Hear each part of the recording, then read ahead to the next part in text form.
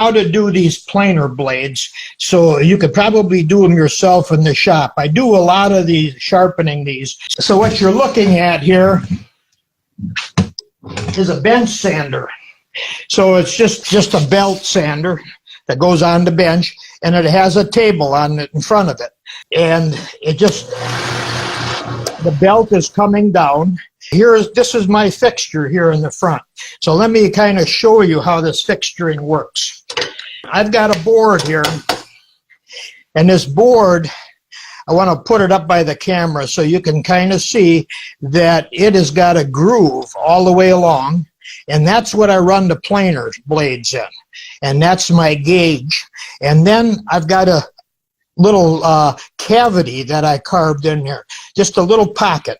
And we're going to use the pocket first here. So I'm going to set up tool that's, you would consider this tool here, it's a short bent gouge that would be a little difficult to try to get the angle on it. So something like this, you can take this here fixture, and what you do, I am holding it, I'm moving this around, the handle is in that pocket, and I'm setting it against, so it's perpendicular here, this way to the piece of wood, and I'm looking here at this bevel, and I'm getting the bevel to it just touching right there, and once I get that, then I'm just going to take and clamp it. So once I clamp it, now I can take and I can spin this as the belt is running, and I keep that same angle as I'm rotating it right in that cup. That I'm not going to, this tool is sharp, I don't want to grind it, but that's what holds that angle. So that angle, whether you're turning it this way, it'll hold that same angle. You can do the V tool the same. That's a nice simple fixture that you can do.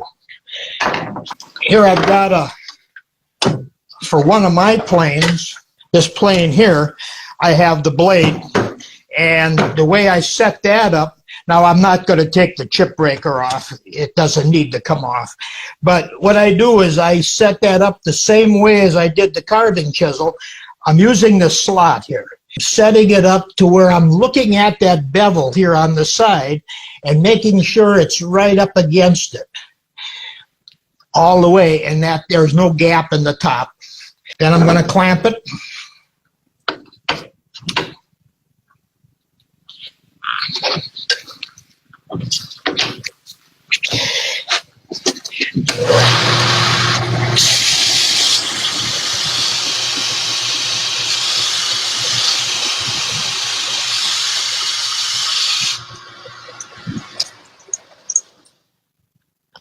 I'm feeling a little bit of a burr on it. To check it, you take a machinist square, and you're going to go down the side of it, and you're going to check right across that top to make sure that it is square. So you're taking the side of the cutter here, not the chip breaker, right on the blade, and that's what you're checking to make sure that that's square. So I hold it up to the light, make sure I don't see any light in there. Doing the planer blades, I do the same way. You need that slot, so I'm again moving it up to where I'm eyeballing it. Now I'm going to move it down to the end so I can see that bevel as it's going against the sanding belt. And I'm adjusting it.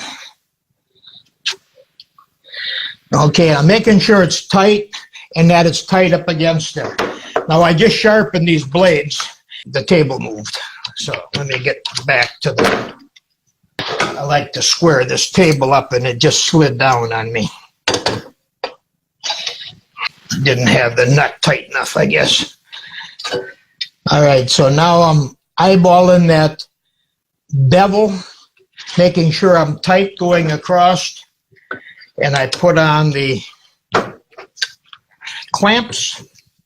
And now what I do is I come across, and this one here, they hit a nail or something. There was a big nick in it, so I had to take a lot of material off.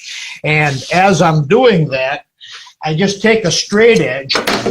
Now, the way it goes into the planer it doesn't have to have an accurate dimensions from here to here. So if there's a little bit of a taper, that's okay, because you have all these adjustments in the planer that you can make the adjustment. So the critical thing is this here ruler is straight, and I put it across there, and I make sure there's no gaps. Now I do see slight gaps, because you can see a gap, a light coming through, even if it's a couple thousandths of an inch.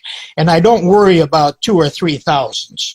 But if it gets more than 5 thousandths, I use a feeler gauge to go in there, and I kind of know what 5 thousandths looks like.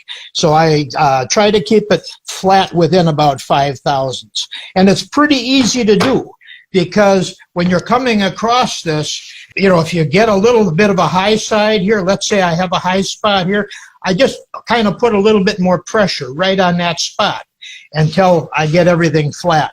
And normally it stays pretty flat. I don't really have to fight it. Now the secret to this, where the pattern maker says that when I sharpen them, they last quite a bit longer than when he was sending them out and getting them ground.